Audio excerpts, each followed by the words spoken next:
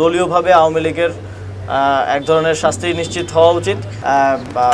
আমাদের আগামীর প্রজন্ম জানতে পারে, বুঝতে পারে এবং এই ধরনের ফ্যাসিবাদ যেন বাংলাদেশে আর কখনোই মাথাচাড়া দিয়ে না উঠতে পারে। আমি মনে করি জনগণের কথা বিবেচনা করে জনগণের সেবায় যেন কোনো বিঘ্ন না ঘটে, সেই জন্যই স্থানীয় সরকার নির্বাচনটা হওয়া উচিত।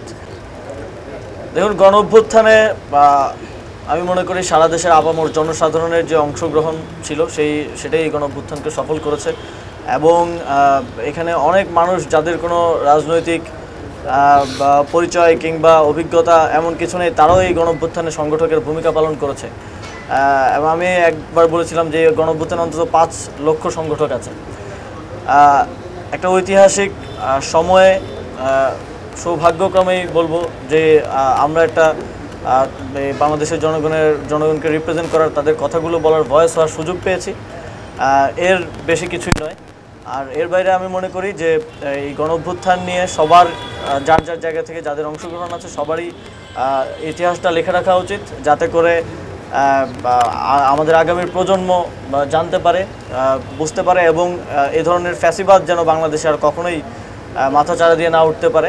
আমার জায়গা থেকে, ব্যক্তিগত জায়গা থেকে আমি একটা বই লিখেছি, কিছুদিনের মধ্যেই সেটা চলে আসবে ছোট পরিসরে, যেহেতু এখন দায়িত্বের কারণে আসলে সেই পরিমাণ সময়টা নেই।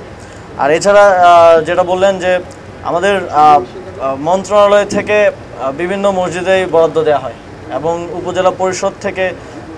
উপজেলা পরিষদের বিশেষ বরাদ্দ থেকে একটা মসজিদে বরাদ্দ দেওয়া হয়েছিল। সেটা একটু মিসআন্ডারস্ট্যান্ডিং হয়েছে, ভুল বুঝাবুঝি হয়েছে। আপনি তো মাঠে কাজ করেছেন, গণ অভ্যুত্থানের সময় সংবাদ সংগ্রহ করেছেন, মানে you have your part of the stories. আপনি একভাবে দেখেছেন, আপনি এক জায়গায় ছিলেন, সেখানে তো আমি ছিলাম না। আবার অন্য এক জায়গায় দেখেছে, অন্য এক জায়গায় ফাইট করেছে, সংগঠকের ভূমিকা পালন করেছে। তো সবার যার যার স্টোরিটা লেখা উচিত। এখানে ওভারল্যাপিং হতে পারে, এখানে কিছু জায়গায় হয়তো কনফ্লিক্টও হতে পারে, কিন্তু একজন সাধারণ মানুষ হিসেবে যখন আমরা 10 জনের কথাগুলো বুঝবো, তখন একটা ওভারঅল আইডিয়া আমাদের চলে আসবে যে আসলে কি হয়েছিল। এখনও অনেকগুলো জিনিস আসলে আমি নিজেও হয়তো অনেকগুলো বিষয় জানতে পারিনি, কারণ গণ অভ্যুত্থানের একদম উত্তাল সময়ে 10 দিন আমি ডিসঅ্যাপিয়ারেন্স অবস্থায় ছিলাম। তো সেগুলো আমিও মনে করি যে এই লেখাগুলো আসলে হয়তো আমার জানার জন্য সুবিধা হবে। দেখুন, আমি ব্যক্তিগতভাবে মনে করি অবশ্যই ভালো হয়, কারণ we have to run the country. আমরা তো করতে পারছি না। আর দেখা যায় একটা ভালো জাতীয় নির্বাচন আয়োজন করার ক্ষেত্রে স্থানীয় সরকারের যেই সংস্থাগুলো আছে তারা গুরুত্বপূর্ণ অবদান রাখতে পারে। আইন শৃঙ্খলা নিয়ন্ত্রণ থেকে শুরু করে লোকালি ইলেকশনকে সুষ্ঠুভাবে পালন করার জন্য গুরুত্বপূর্ণ দায়িত্ব পালন করতে পারে। কিন্তু আমার ব্যক্তিগত চিন্তা দিয়ে তো আর ডিসিশন হবে না, চূড়ান্ত সিদ্ধান্ত সরকারের পক্ষ থেকে আসবে বলে আশা। দেখুন, সবার আগে তো হচ্ছে জনগণ। এখন আমাদের যেটা সবচেয়ে বেশি কমন অভিযোগ আসে সেটা হচ্ছে একটা ওয়ারিশ সনদ, একটা ডেথ সার্টিফিকেট, একটা জন্ম সনদের জন্য গিয়ে ঘুরতে হয়, কিন্তু পাওয়া যাচ্ছে না। পাওয়া না যাওয়াটাও স্বাভাবিক, কারণ আমার অফিসারের তো হচ্ছে তার নিজের দায়িত্ব পালন করতে হচ্ছে, অতিরিক্ত দায়িত্ব হিসেবে সেখানে দায়িত্ব পালন করতে হচ্ছে। পৌরসভাগুলোতে ওয়ার্ড কাউন্সিলর পর্যন্ত নেই এবং একজন সরকারি কর্মকর্তা যতই হোক একটা ওয়ার্ডের দায়িত্ব আসলে সে ঠিকভাবে পালন করতে পারবে না, কারণ সেখানকার মানুষগুলোকে সে চেনে না, রাস্তাঘাটও চেনে না। তো এই চ্যালেঞ্জগুলো আছে। আমি মনে করি জনগণের কথা বিবেচনা করে জনগণের সেবায় যেন কোনো বিঘ্ন না ঘটে, সেই জন্যই স্থানীয় সরকার নির্বাচনটা হওয়া উচিত। এবং সেক্ষেত্রে আমরা যেহেতু একটি ঐক্যমত্যের ভিত্তিতে এই সরকার পরিচালিত হচ্ছে এবং এই সরকারের একটা অন্যতম ম্যান্ডেট হচ্ছে সবাইকে সাথে নিয়ে চলা। সেই জায়গা থেকে রাজনৈতিক দলগুলোর সাথেও রাজনৈতিক দলগুলোর ঐক্যমত্যের ব্যাপারটাকে আমরা সম্মান এবং শ্রদ্ধা জানাই। সেখানে অতিরিক্ত দায়িত্ব পালন করতে চান না, যেহেতু তাদের নিজেদের দায়িত্ব আসলে হ্যাম্পার্ড হচ্ছে এবং প্রত্যেক বিভাগীয় কমিশনারই কোনো না কোনো সিটি কর্পোরেশনের দায়িত্বে আছেন।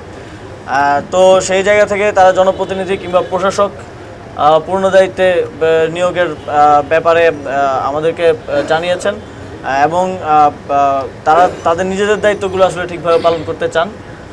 সেই জায়গা থেকে এটা তাদের জন্য কষ্টকর হয়ে যায় যখন একটা city corporation is a very big thing. যখন একটা বিভাগীয় কমিশনারকে একটা বিভাগ পরিচালনা করতে হচ্ছে, একই সাথে একটা সিটি কর্পোরেশন পরিচালনা করতে হচ্ছে, এটা করা টাফ হয়ে যায়। স্থানীয় সরকার নির্বাচনে যদি আওয়ামী লীগের লোকজন অংশগ্রহণ করে, সেক্ষেত্রে আপনাদের অবস্থান কি, অথবা জাতীয় নির্বাচনে আওয়ামী লীগের অংশগ্রহণ নিয়ে আপনাদের ভাবনা কি? আমরা মনে করি যে ধরনের গণহত্যা বাংলাদেশে আওয়ামী লীগ দলীয়ভাবে সংগঠিত করেছে, এবং আপনারা দেখেছেন যে জাতিসংঘের যে মানবাধিকার রিপোর্ট এসেছে, আন্তর্জাতিকভাবে এই গণহত্যা যে আওয়ামী লীগ ঘটিয়েছে তা স্বীকৃত এবং ডকুমেন্টেড। সেই জায়গা থেকে পুরো পৃথিবীতে এরকম গণহত্যাকারী ফ্যাসিস্টদের যেই নজির, আওয়ামী লীগেরও সেরকম অবস্থায় হওয়া উচিত। আমরা তো ইউরোপের দেশগুলোকে ডেমোক্রেসির দিক থেকে অনেক এগিয়ে রাখি বা মডেল হিসেবে দেখি। তো জার্মানিতে ফ্যাসিস্টদের কী হয়েছিল বা ইতালিতে কী হয়েছিল, আমাদের সামনে সেই নজিরগুলো আছে। এবং যেহেতু আন্তর্জাতিকভাবে এই গণহত্যা ডকুমেন্টেডও হয়েছে, সেই জায়গা থেকে আমরা মনে করি দলীয়ভাবে আওয়ামী লীগের এক ধরনের শাস্তি নিশ্চিত হওয়া উচিত। এখন সেটা কোন প্রক্রিয়া হতে পারে, কী ধরনের শাস্তি হতে পারে, এইটার ব্যাপারেও সবার মতামত নেওয়া, কনসালটেশনের ব্যাপার আছে। আশা করি তারপরে একটা সিদ্ধান্তে সরকার আসবে।